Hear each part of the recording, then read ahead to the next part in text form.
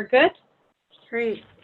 I'd like to welcome everyone to the second meeting of the Committee on Ward Boundaries for Providence. Lauren, would you please give us a roll call? Yes. Chairwoman Signa. Present. Vice Chairman Narducci. Here. Councilwoman Harris. Present. Councilor Miller. Councilor Miller. So mute. She's on mute. I'm not though. Can you hear me? Yes. Yes. Okay. Councilor Miller. Present. Nicholas Freeman. Present.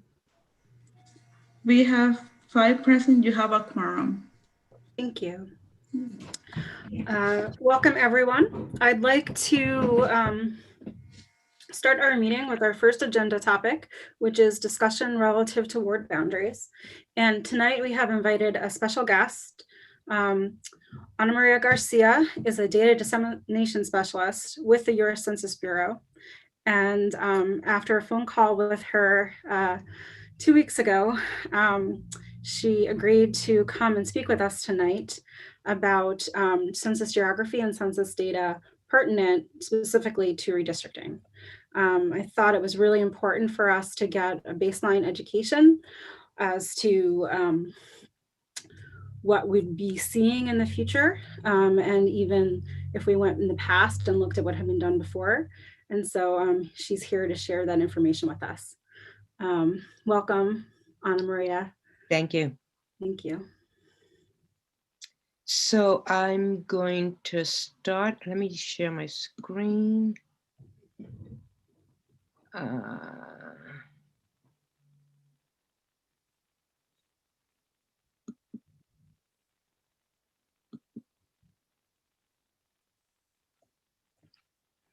Why is it not showing up?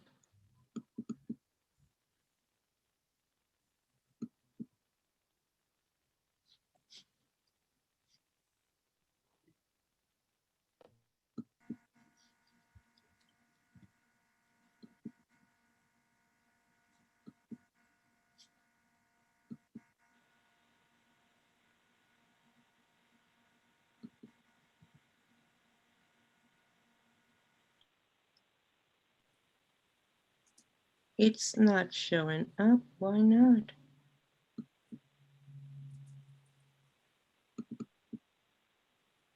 Would you like me to share my screen and then you can talk through it?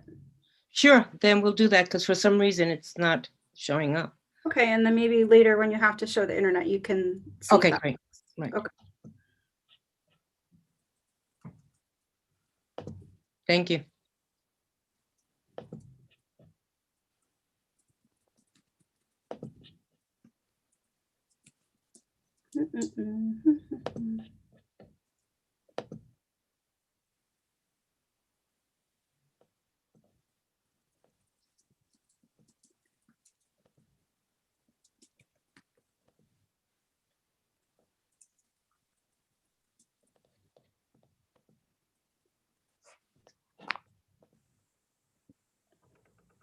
Can you all see that?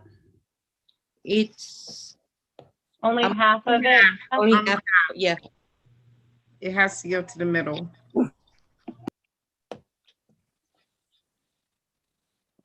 Do you want to zoom out? How about that? Yeah. Okay, great. Perfect.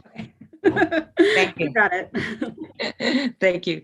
So on this slide, you can see that's my name, Ana Maria Garcia, and I'm actually going to be talking to you about redistricting, what public law actually gives us some guidelines about redistricting. And then I'm going to get into census geography, which is critical for the whole redistricting process. So we can move on. You want to do the next slide? Okay, so what we're going to do is I'm going to talk briefly about Title 13. We're going to describe what is redistricting. I'm actually going to give you the new data release for the redistricting data, what that release will contain. We're going to talk about the census geographies, particularly block groups, census tracts. And then I'm going to go on to our website because I want to show you how to navigate and get the data. And then I will answer questions that anyone might have. You can do the next slide. So Title 13, Section 141 of the Code, of the US Code, actually states that the Secretary of Commerce must, by April 1st of the year following the decennial census, furnish to state officials or their designees, and we have to provide them with population counts for American Indian areas, for counties, cities, census blocks, and state-specified congressional, legislative, and voting districts for the purpose of reapportionment or redistricting. I want to point out that census blocks are only available during a decennial, right after a decennial.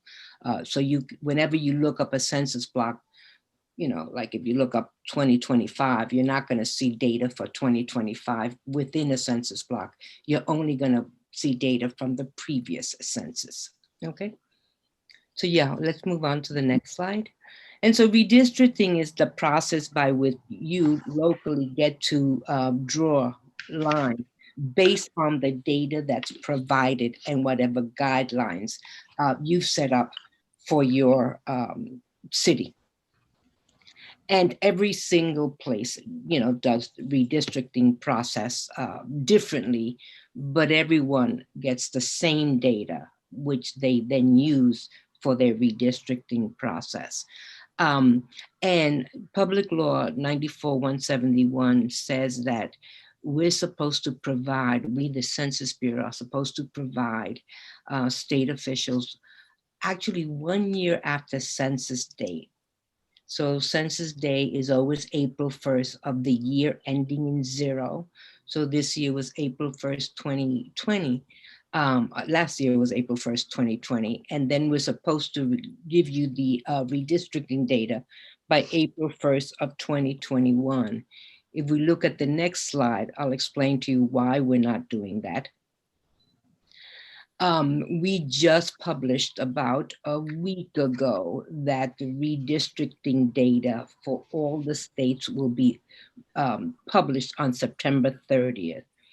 In the past, we've always given states data on a flow basis, you know. But this time around, we're not, because it's so late in the process that on September 30th, every single state will receive their redistricting data. You know, and all of that was related to all of the delays that we had because of COVID-19. So we were intending to comply with the law and produce the data by March 31st of 2021.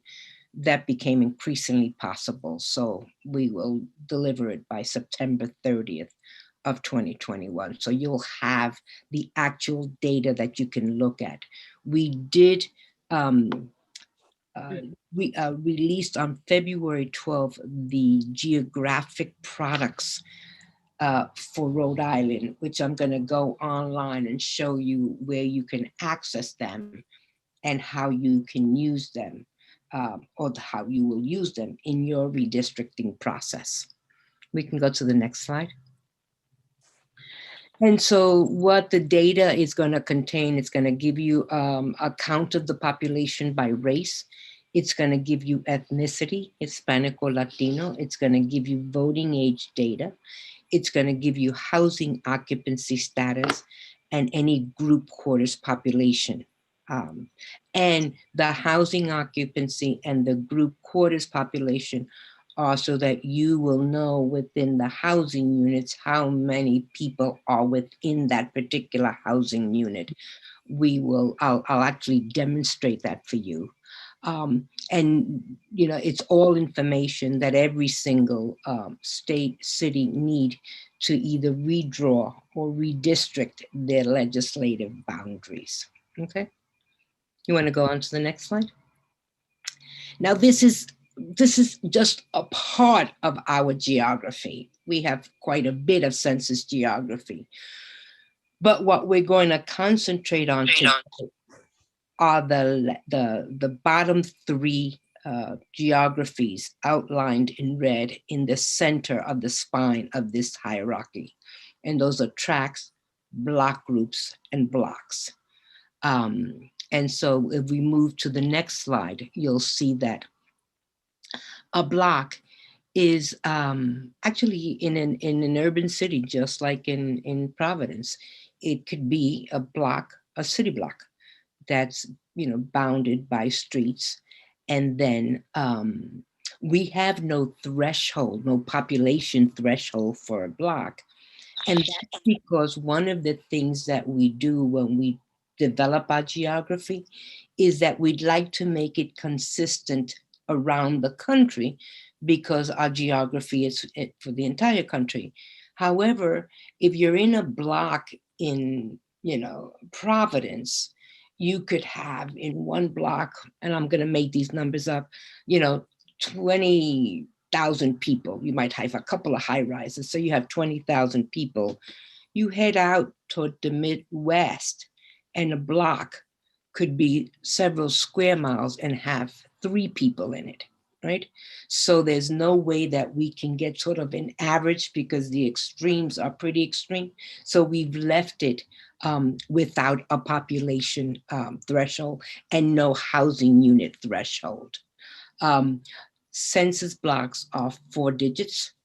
And if the census block starts with the number 0, it's a census block inside of a water area. We actually provide blocks even for bodies of water. And then a census block becomes part of, if you move to the next slide, I can show you that a census block then becomes a couple of blocks together, amassed together, become a block group.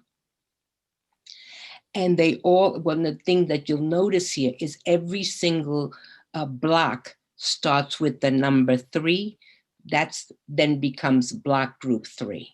So whenever you see block group 1, block group 5, those blocks start with that number that we've given to the block group.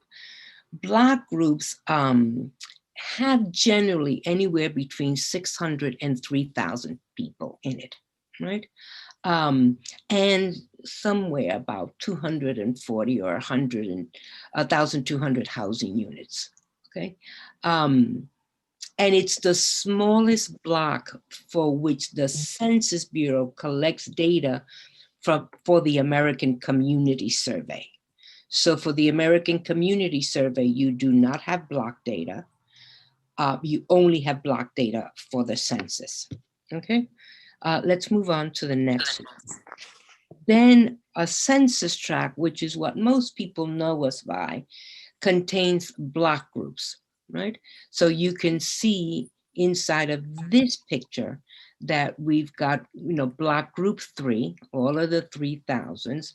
We've got block group 2, blocks 2000, 2005, like that. And block group 1, 1001 through 1004. And the census tract is also a 4-digit number. However, if you ever see a census tract like you see right here in front of you, this one says census tract 5.02. The decimal point means that that census tract has been split. And it's been split because when we look at the numbers and they, sort of are getting close to our threshold, which is about 4,000 people, right? And if it starts getting higher than 4,000, we'll mention to the city, the town, that we're going to split that census tract. And we try to split the census tract evenly. And it might not be even in terms of size, but it will be pretty comparable in terms of population, right? So you can have one that looks much bigger, but the population is very similar to the one that we just split. And then because then we do that because we'd like people to be able to compare. If you're comparing a census tract that has 8,000 people in it to a neighboring census tract that has 4,000, you can skew the data because it's not sort of a comparable correlation, right? So if you look at the next slide, the next slide actually shows you how we piece all of the geography together. It's almost like putting a puzzle together. Actually, for me, the way I see it, it's a puzzle. We start at the smallest level, which is the block. Those blocks become block groups, as you can see at the bottom in the center. Those block groups then become part of a census tract. Census tracts become part of a city. So you have census tracts in Providence. Census tracts become part of a township, right? The city becomes part of the township, and then the township becomes part of that county. And you can get data at any single one of these levels. The only restriction is that the block data is only available for every 10 years. But this gives you a good look at how it is that we piece it together. We start at the lowest level. And then if you were to look back at that hierarchy that I showed you, we piece them all together and are able to give you national data based on this small depiction. And we do blocks and because that's the way that we can start the count and putting the count together. So we don't start counting, at the state level. We start at a very small level and then increase it much higher, all the way to the national level. Let's look at the next slide for a second. So this is, I mentioned to you before, our geographic products that were released for Rhode Island on February 12th. And so when we go online, I'll show you, you'll get a better rendition of this. So you'll get maps that will outline for you the census tracts and the blocks. In this one, because it was for Providence and it was some density there, if you zoom in normally, you'll get to see the blocks. But this one, zooming in, was not possible to do that. So what the Census Bureau did was provide other slides that you can then see every single block that resides within the city of Providence. And if you look at the next slide, you'll get, you'll have these here. So you'll see that those red sort of bold numbers, you see 23 and you see 21.01, those are your census tracts. And then inside of those little squares, right? And sometimes they look like rectangles, are your blocks. And then the data will be available to you in September for every, for the population of every single block, for the racial makeup of every single block, for the population above 18 for the voting purposes. And then you can also get by race, who lives, the population's race makeup for every single one, which are things that you will consider when you start your entire redistricting process. Next to the maps, you don't see it here, but we'll see it online. There's a legend, and we'll explain to you what each one of the numbers means, so that when you start your process, you'll be able to reference the maps and then get the data that's going to be released for every single block. Can we move to the next slide? So I want to just stop for a moment and see if anyone has any questions you want to ask that I might be able to respond. And if I can't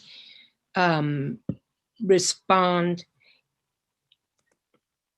because I don't get into the redistricting process itself, right? Then I'll say I won't be able to respond to that. But if it's a question about geography or anything like that within the census, I'd be more than glad to answer any questions you might have.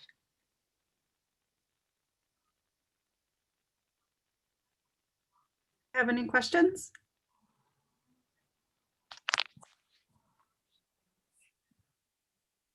None? So, I want to say that thank you, Madam Chair.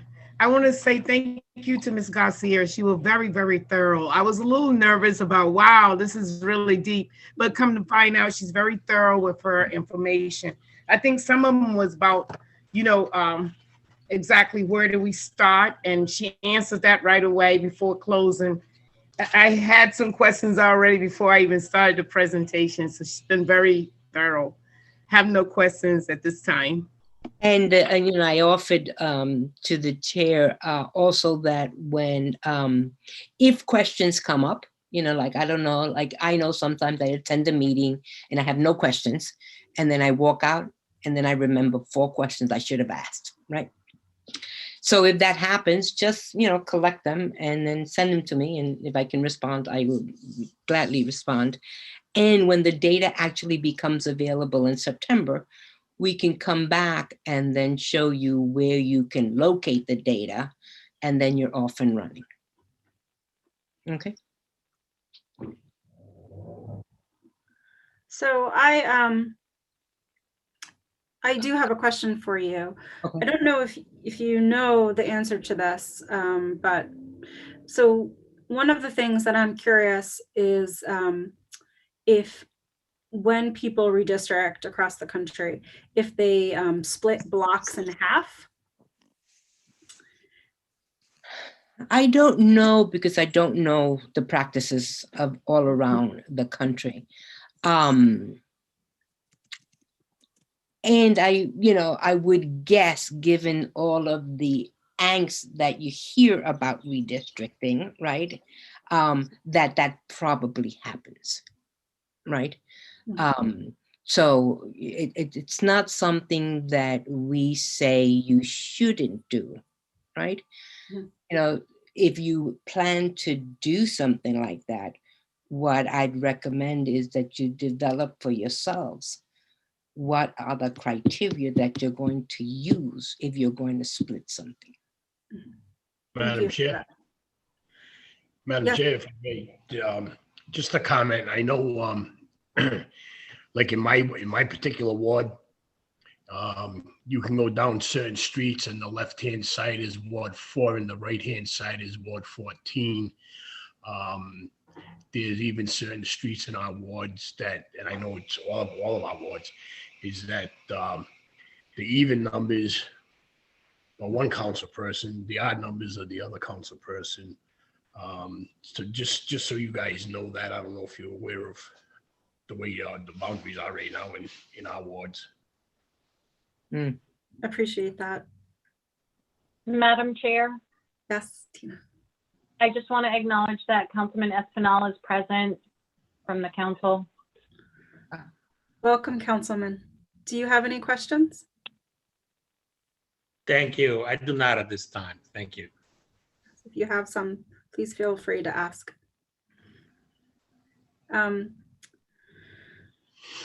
Anyone else have any questions at this point? Oh, I do have one more question for you. Sorry.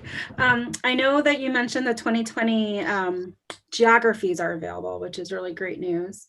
Do you know if there were many changes to Rhode Island's geographies and Providence geography? I haven't seen that yet, but that's something that you can look at. there are changes that are published. I'll find out exactly where one can find that, and then I'll make sure that you know that, so that you can compare what was done in 2010 to what's being done actually right now. Yeah, as you know, we were right on the edge of not having as much population growth, and so potentially losing a legislative seat for the whole entire state. And so I'm curious how that translates into changes. So I look forward to your that documentation.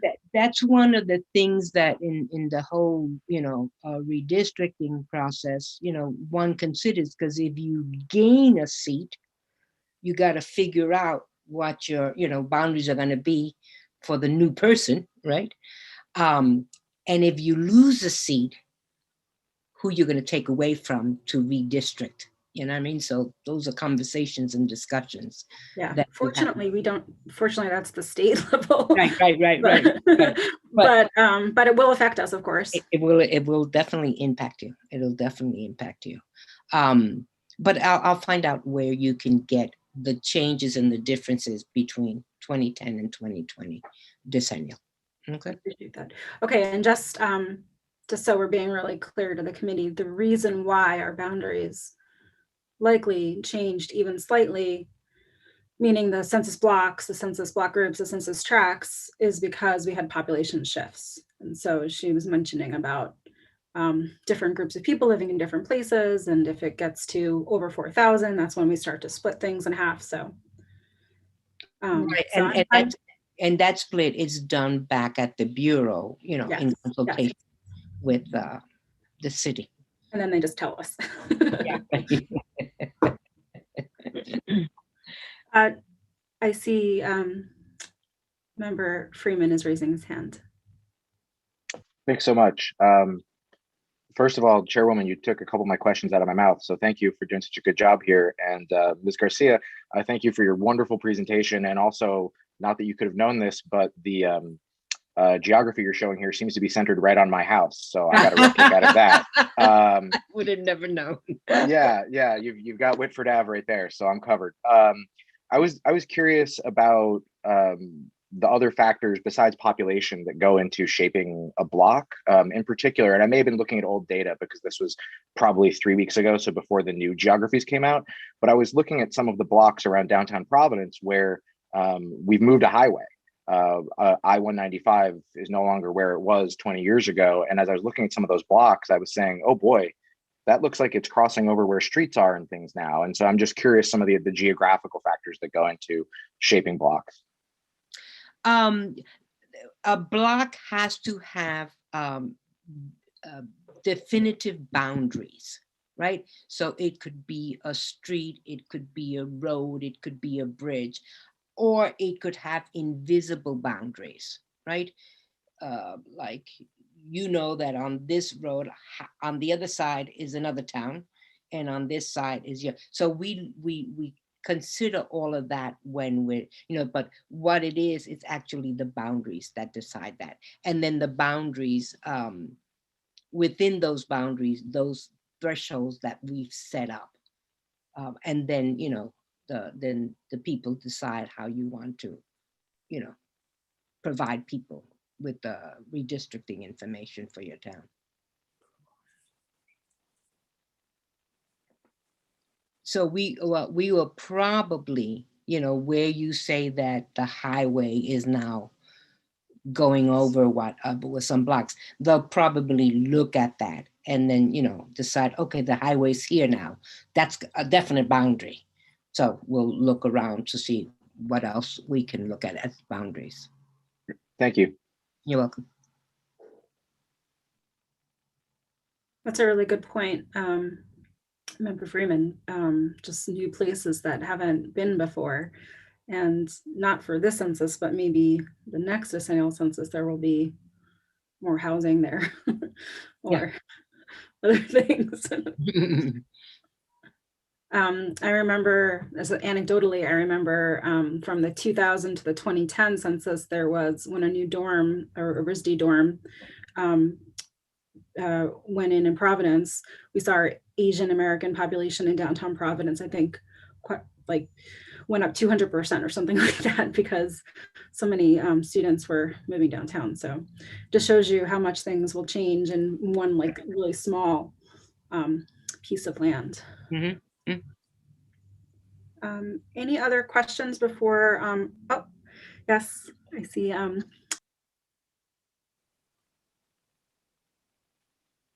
Okay, I did come up with a question while I was thinking.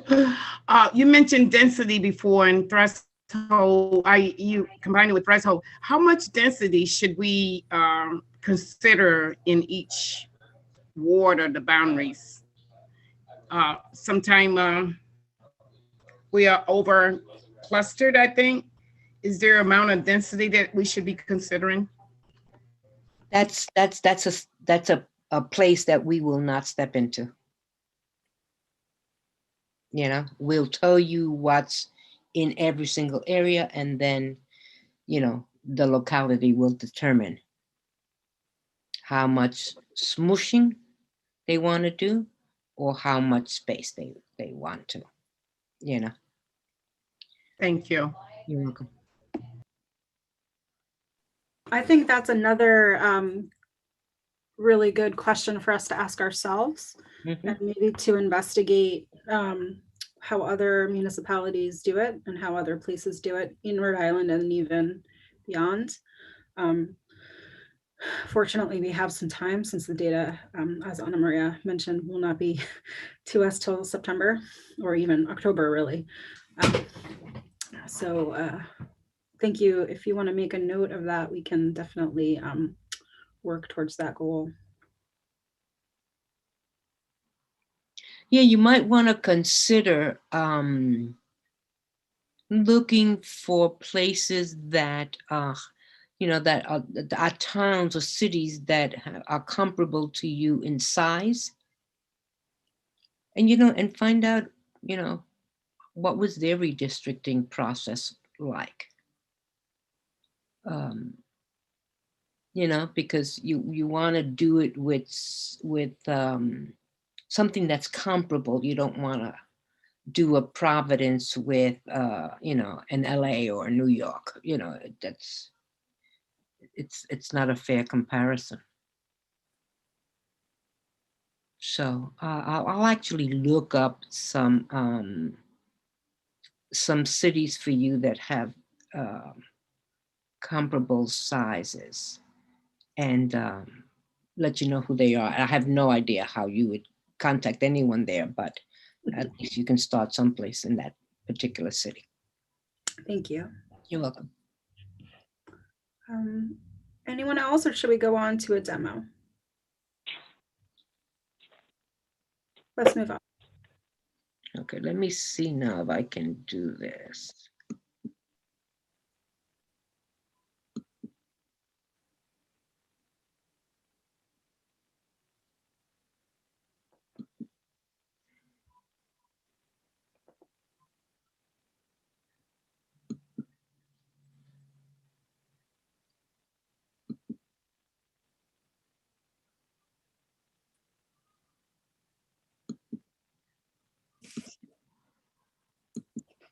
Can you see this screen or not?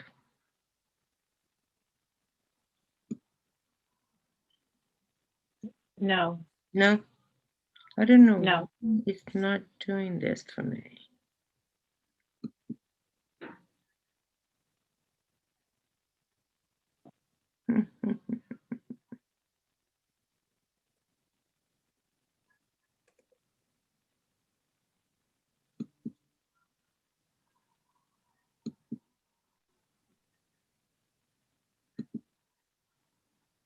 Maybe we can, do you want to walk me through it, and I can see if I can? This is so bizarre. Yeah. If you can get into census.gov, I can definitely walk you through it. Okay. Let's do that.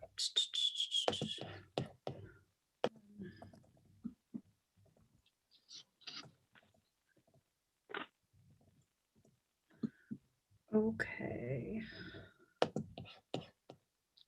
So you'll remember the first one is census.gov, which is our overall website.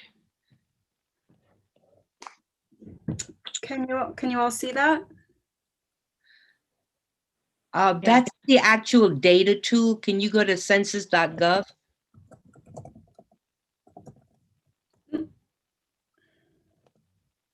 Yeah, perfect. Thank you very much. So this is our, web page. In and of itself, it would, if you went through every single page here, it'd take you a lifetime. But if I wanted to get those maps that I showed you where it was close to Member Friedman's house or on top of his house, click on browse topic all the way to the left. Yes. Then click on geography.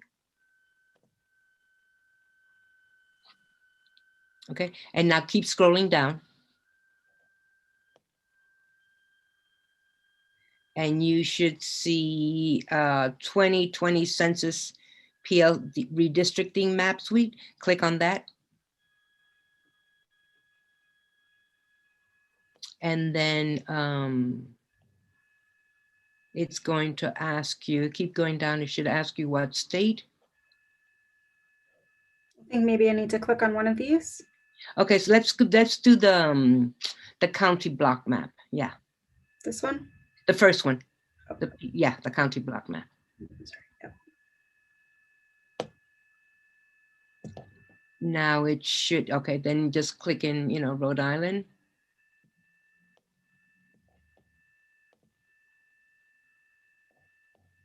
And then click you see where it says Providence? Yep. And then click there. And so, you go to census.gov, you click on browse by topic, click on geography, scroll down, get the suite, and then decide which maps you want to see within the suite.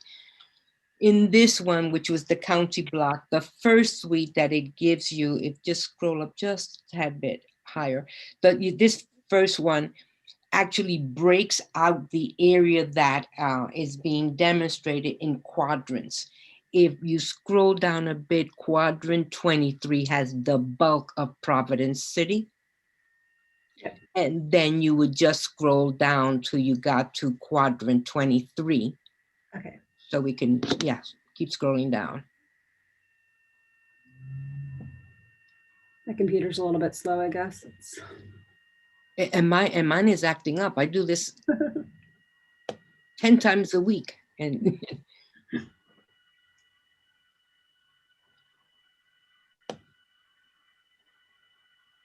right. And then at the bottom here, at the bottom right hand, you'll see the quadrant numbers. So there's 22. Okay, so then Here's 23. Yeah. Nope.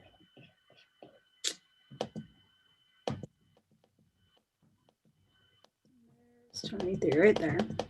There it goes.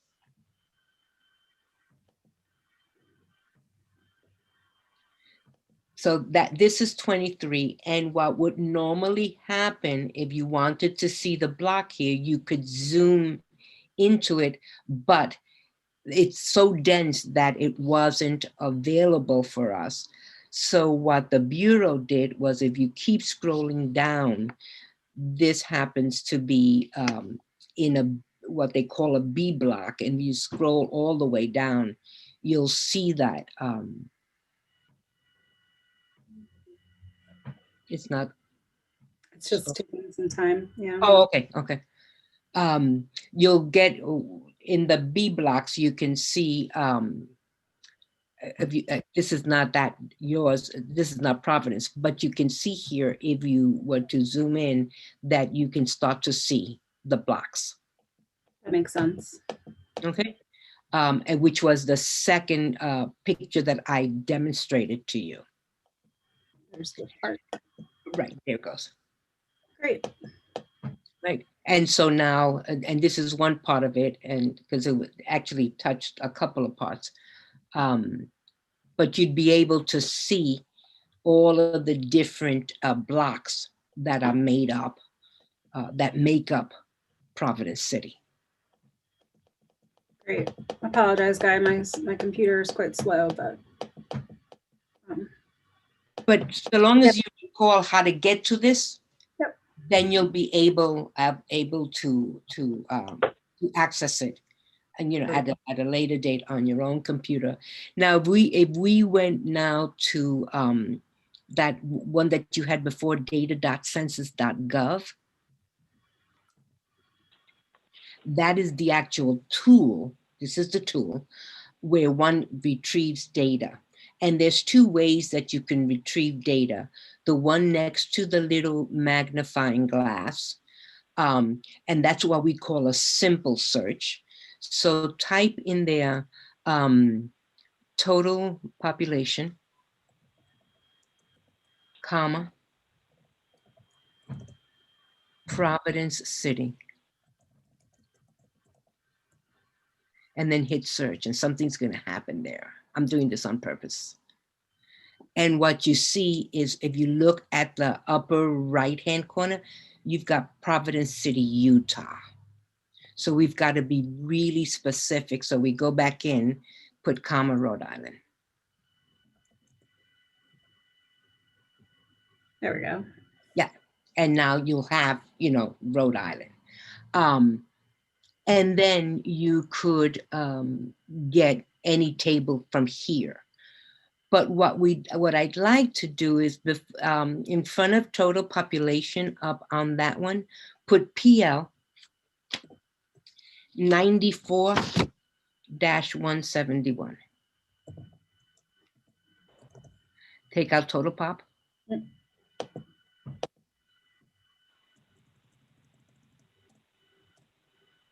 And now okay.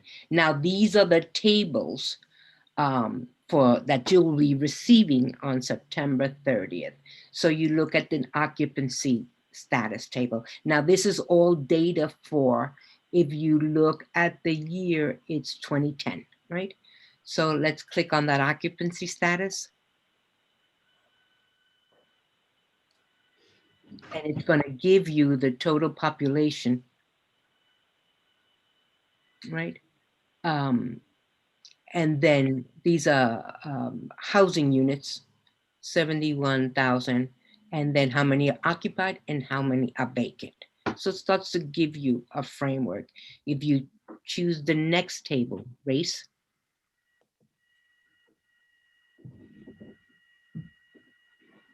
it's going to give you the total population, 178,000, and these are not estimates; these are actual numbers, right? Which you'll also receive because they come from a decennial, not from the American Community Survey, which only provides estimates. And then it's going to give you a breakdown of that, the total population of one race, 164,000, and then it'll break it down by race for those populations. And then it's going to give you two or more races, population, and then all of those configurations. So you start to get a sense of racially what's the makeup of the city. If you then went to the Latinos, Hispanic or Latino, you'd get that there's only of the 178 that we saw before, and this is for 18 years and older. So you'll always look at the universe at the top there. The prior population didn't have an age limitation on it. That was the total population. This is now for voting purposes. So it's going to only look at population 18 and above. And then it's also going to break it down for you by race, right? In these charts, that how we demonstrate them is you'll see total and you see the arrow pointing down. And then if you go down to Hispanic and not Hispanic, they're slightly indented. And then anything that gets indented is part of that group. So in this instance here, if you look back up, Go ahead. Okay. So if you're looking at not Hispanic or Latino, it's 91,000, right? And then if we were looking at population of one race of the not Hispanic group, this is the breakdown. Great. Okay. Okay. Yeah, so you could go through every single table. I think that's only going to be about 7 or 8 tables. And now I want you to click back up where the magnifying glass, and to the left of it where it says United States Census. Sure. Right. Yeah, click there. And now I want you to click on advanced search. The advanced search actually gives you the opportunity to look for more data. So let's look at geography. Let's select geography, one of the filters, geography. You're going to, let's look for block. Look at Rhode Island. And let me just tell you something. Whenever you're getting a selection, if there's a square in front of it, just like all blocks within Rhode Island, if you were to click on that, that would be the end of it. And then when we hit search, and we're not going to hit search now, but if that were the end of it, you wouldn't get another column. But anything that does not have a little square in front of it means there's more data that you can drill down to. Okay, so we look for Providence County, and then you can get your census tract. And you can start actually looking at census tracts that were identified before from that map. You can actually look at them. So let's just take one census tract, choose census tract 102, or whichever one, it doesn't make a difference. Okay. Choose that one, and let's see. Let's choose block 1001. And then just hit search. And let's hope that that had some population in it. So let's look at total pop. That one didn't Of course. right. Yeah, let's go back and look at look in the 2000s.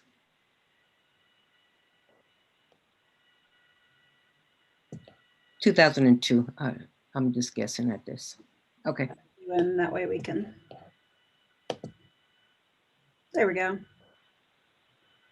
Right. Okay. So now you see that block 2003 has total housing units of 86, and 2004 has 63. If I wanted to then look at the total population in occupied housing units, I choose the next table. And, so this is getting real. So in 2000, in block 2003, the total population in those, I think it was 70, 68 or whatever it was, housing units, there's 235 people living there, right? In 2000, in block 2004, there's 109. That's the kind of detail that you'll get. And then if you want to look in the occupied housing units, so you can go through these and see all the data that's available at the small block level. So you can get racial data. So you'll get an by race, by white, by African American, by Asian, and so on. So that's how you get to know what, when you were talking about the dorm that opened up, and there were lots of Asian students moving down, that's how you get to know that the population has increased, racially, by what particular groups, because we provide that information for you. So I just wanted you, to be able to see where you get it. On census.gov, you get the broad information about the census. And then in data.census.gov, that's the tool that one uses to gather the data. And you can gather data 2 ways. One, by the single search, which you can only do one, data point and one geography, or you can use the advanced search, which gives you much more flexibility on what you are able to see. You can, if you were going to, gather all this data, you can customize your tables. If you clicked on customize table, these are very, very small tables, so it's not going to be, but you can do certain things to the tables. You can change the rows to the columns and the columns to the rows. You can download all of your tables to Excel. If you click on Excel, you can see the data mapped out. That's a pretty long process. So, oh wow, it made me look bad. It came out right away.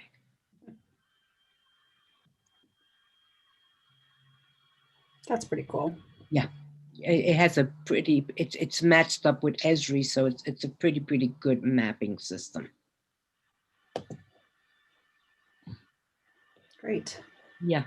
So yeah, what we can do is, when we actually have the data, I'd be more than glad to just come back and we can choose a couple of them, and you can, by that time you'll have decided, more or less how is it that you want to, take this on. And then I can just show you how to get the data. Great. Okay, any other questions for our guest?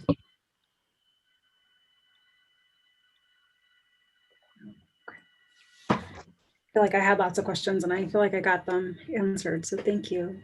You're welcome. Very helpful. Good, thank you. I think we all have copies of the presentation, and as Anna Maria said, if anyone has questions, we just spent a lot of time looking at data and information, and I know it's a lot to absorb. So when you process it, if you have questions, you can send them to Sean and Tina, or Sean maybe, right? Isn't that good? And then Sean can filter them. Okay. Great. And my, and the first slide is my contact information. Great, thank you. So you can, either shoot me an email or call me, either one. Great. Well, everyone, please join me in giving a thank you so much for helping us kick off our process. Thank you for going through the slides for me, because I'll figure out what's going on. Okay, let me let you go so that you can continue with your business. Great. Thank you so much. Thank you. Stay healthy. Good night. Good night. Good night, Anna. Thank you. Bye-bye. Bye. Okay, well, thank you, everyone. It was really important for me. I really thought it was a great opportunity to get started. And I know it seems early. I know we have time, but I know we're also meeting monthly. And so I figure we need to get as much in, and then we have a baseline education level. So next on our agenda, I think I actually closed it here. Let's see. Here we go. It's just an update relative to the release. So Anna Maria actually gave us the news, so we don't have to spend too much time here, but I thought if there were questions about it. So officially, we learned just this last week, the Census Bureau announced that the data will not be available as per usual on April. They will be available September 30th. So essentially, that puts our process out quite further than it would have been typically.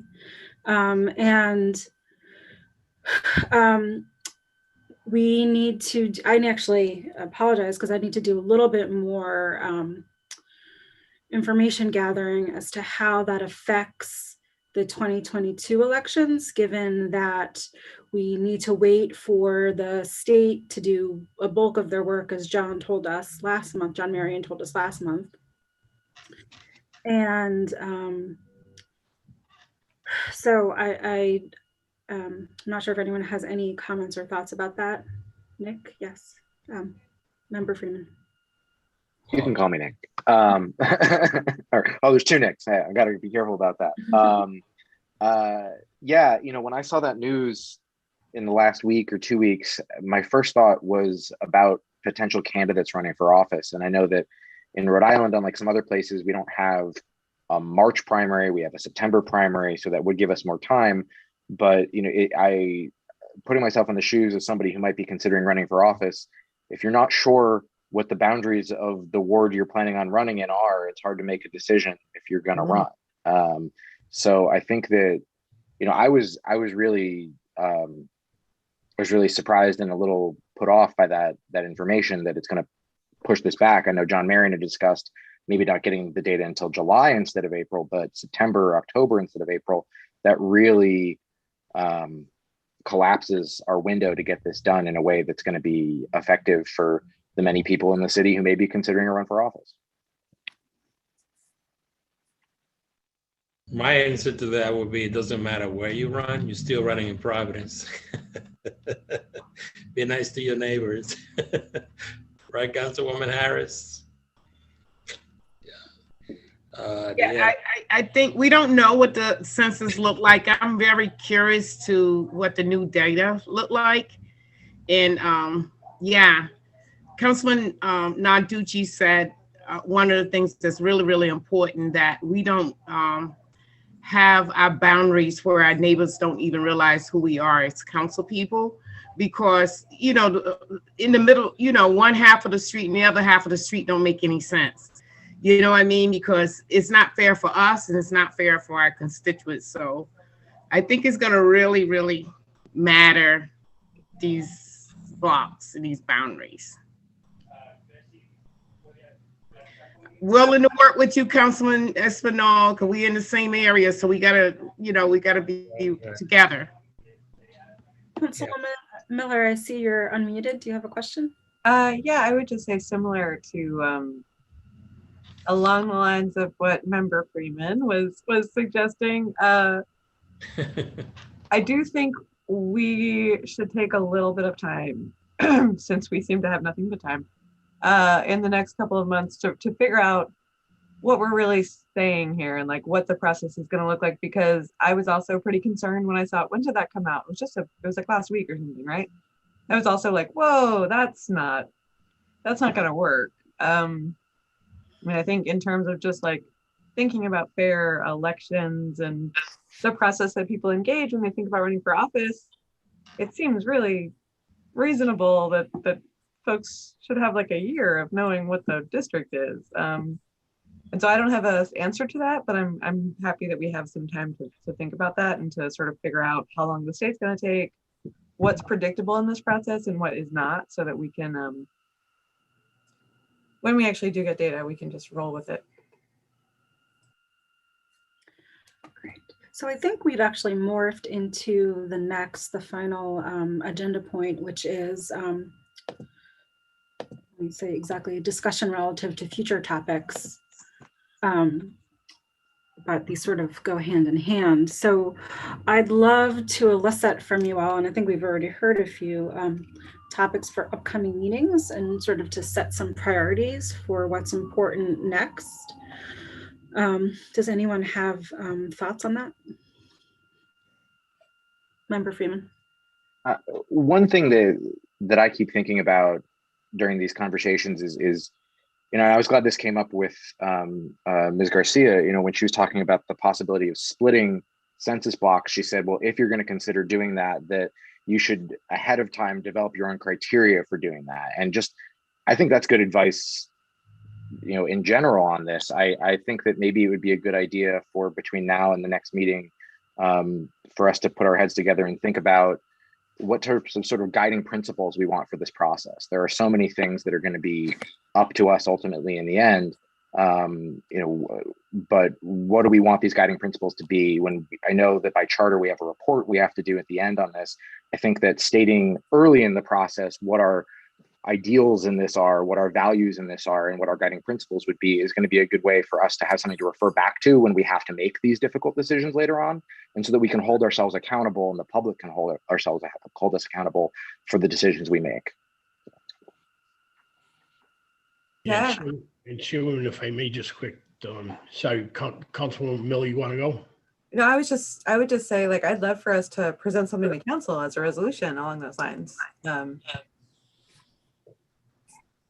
That's it. Go ahead, Councilman. I think, I think moving forward, some of the things we got to look at when we're doing the redistricting, fortunately enough, 99% of our neighborhoods are very diversified as it is anyway, which is a great thing in the upcoming elections, unlike it was maybe 10 years ago. I think part of what caused some issues in the last redistricting was the some areas got schools taken out of their areas, some areas got recreation centers taken out, playgrounds, stuff like that there. And again, like I think Nick was saying, what are our goals? What are our goals moving forward? If maybe we can each come up with a goal and say, listen, this is my goal and this is what I'm looking to see, to make sure we accomplish at the end of this process. I think that can help a lot too. Yeah, just to what the councilman said, the vice chair said there, even just that comment about schools, when we look at the laws on redistricting, it talks about population balance and racial disparities and natural boundaries and those types of things, compactness, being contiguous. But in terms of, if there's no rec center or no public school or a place where a councilman could have a public meeting, a neighborhood meeting within their ward, that could be an issue as well. So, I mean, I'm not saying that has to be a criteria. I'm just saying, this is all the types of things maybe we would want to put into that type of resolution that the Councilman Miller mentioned. I love these ideas. These are great. Exactly the direction I'd love to go in. And I appreciate the comment about schools and rec centers, because we should also consider places where people not only hold public meetings, where people can vote, right? In our city, these are voting locations. And so where people have like a known place in their community where they can gather and they do all of their civic things. So. Madam Chair. Yes. I think we should try to figure out a way to collaborate our work with our other council people. Say, for instance, Councilman Espinal and I share South Providence, right? Castilla. We all share the same area. My portion is called Upper South Providence. It's still South Providence as I go south. So how do we share in, I guess, it's part of the geographic, I guess, with east, west, south, how do we do that? How do we relate to our other council people? Maybe like what we're doing tonight, some of the concerns, maybe having them say the things that they've seen. I know what we notice in our neighborhood. We know we're going to hear a lot about, what we've already brought up, but maybe there's other things that we haven't considered, So maybe trying to figure out how to collaborate and share and network with our other council people as well. Would it be fair, Sean, Tina, Adrian, help me, PJ, please help, to have our representatives of the council speak with their colleagues and then bring forth that information? Is that acceptable? I think that's a great idea. Sure. Yes, I think, yes, I agree with that too, simply because the last time in my neighborhood, we didn't find out till last minute, and it just really caused the council person to catch a lot of, heat from that.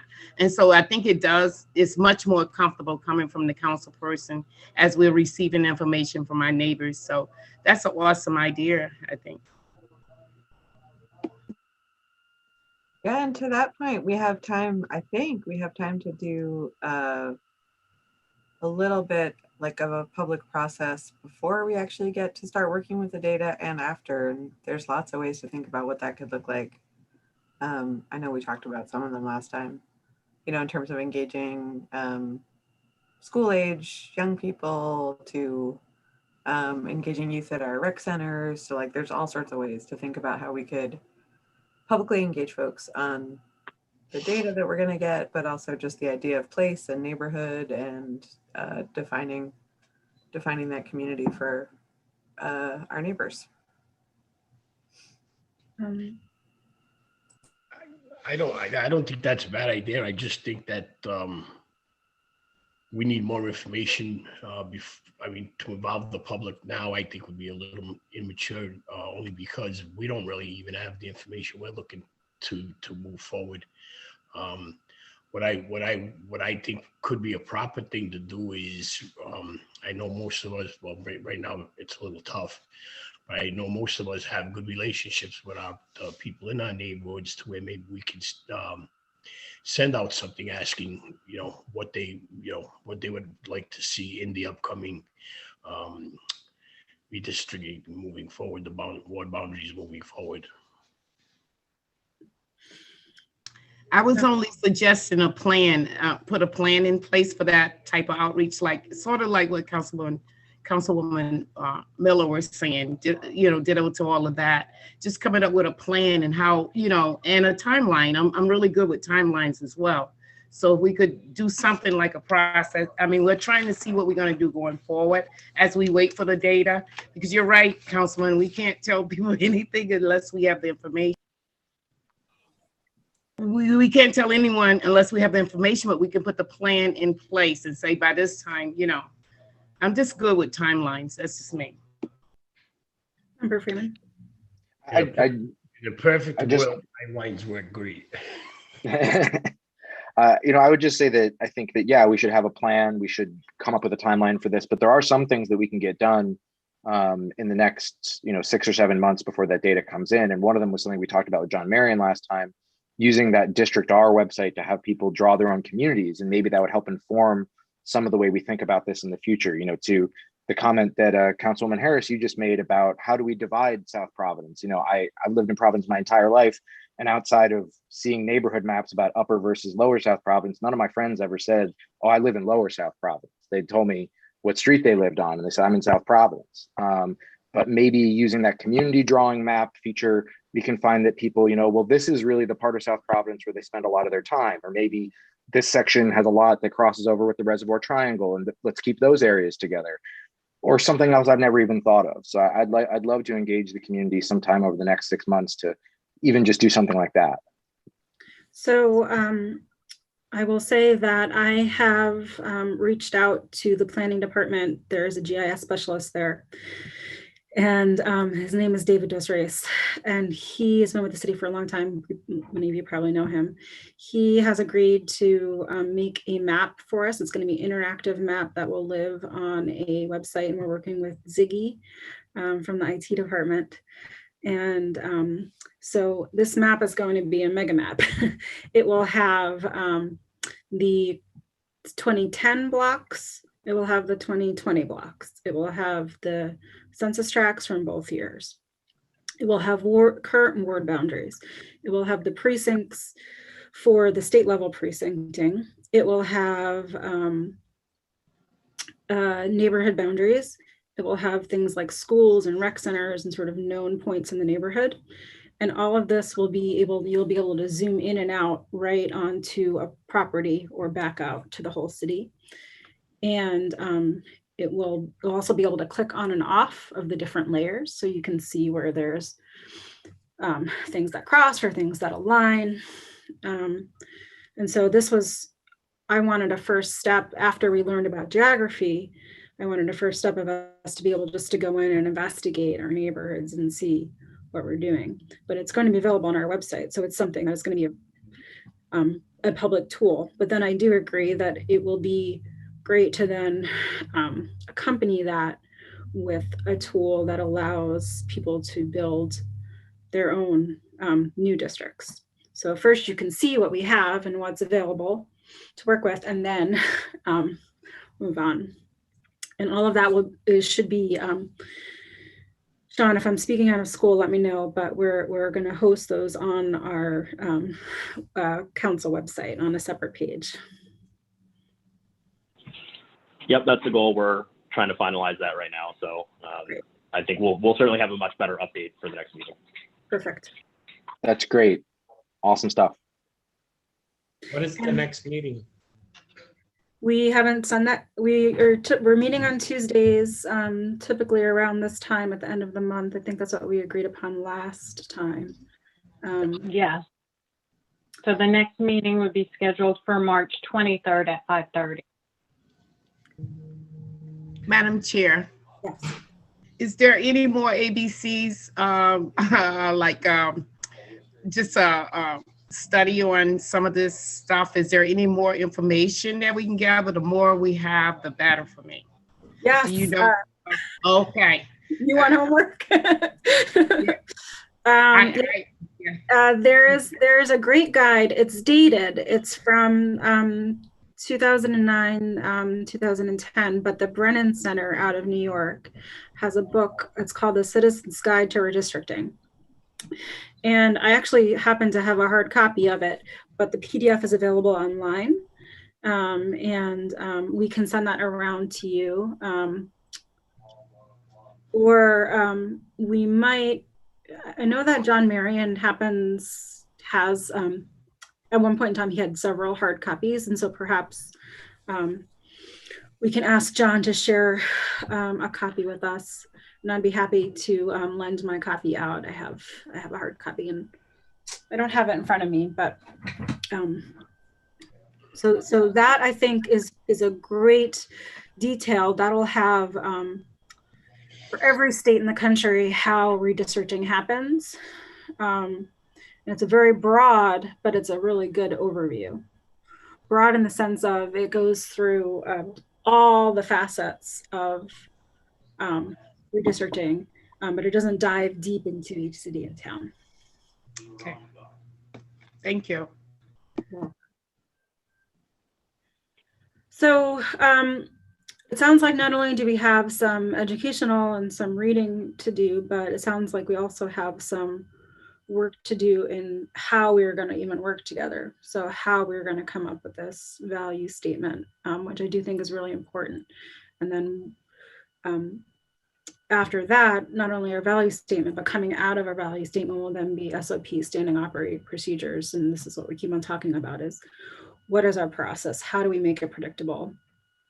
What are going to be our criteria for certain things? What things are we not really interested in moving towards? What things are important to us? Like, for instance, is it really important to have a place where people will vote and people can have public meetings in each ward? Which seems like it should be simple, but I think this is going to be really hard work. Tough. So, I don't want to have a committee of our committee, but I think that that's essentially what we're proposing here. Nick, since you were the first person, Nick Freeman, since you were the first person to talk about this, can you and I try to work together on this? Most definitely, happy to. Great, and then we can, and I know Councilwoman Miller was very keen on making a resolution for the city council, and so we might bring you in to share first splash statements, but obviously this will be a full group process. So we're not going to create it on our own. We're going to take a first pass at it and then bring it back to you all. Is that fair? Would anyone else like to share thoughts on that with us? No, we're good. Okay. No, okay, great. So I think the other thing we talked about, I just want our council members to share their thoughts with the other counselors. Please bring back that information from them to emails to Sean, myself. That way we can start to gather this information. And of course, if you hear from your constituents and others in the community, we value that too. We haven't had public comment in our meetings yet, but that is clearly something we can do. We can always add that to the agenda for future meetings. And I do know we do take questions and comments from other council people, so they are welcome to join all of our meetings and ask questions as they did the last time and obviously this time. So Tina, I'm sorry, remind me of the date. You said March 24th? March 23rd. Thank you. Great. I don't have any other business. We'll likely be getting lots of emails, and maybe we can get a link to the web map before it even goes online. That way we can all see it beforehand, hopefully. Madam Chair, the only thing I'd like to say before you do go from motion to adjourn is just so you know, the clerk's office does send out a agenda to every single council person of all of our meetings, obviously including this particular meeting. So all the council people are aware of when they are and what time. So if they want to join, they can join. Great. Thank you for that information. Appreciate it. I don't think we have any other comments. Can I please have a motion to adjourn? Motion made. Seconded. Great. I have a motion to adjourn. Everyone say aye. Approved. Okay. Aye. No nays. Thank you everyone for attending. This was a really great meeting, and I will definitely be in touch with all of you soon. Thank you, Madam Chair. Great meeting. Thank you, everyone. Everybody stay healthy. Good night. Thank you, everyone, and thank you to all the staff who was on here helping us out too. Yes, thank you everyone. Good night, everyone.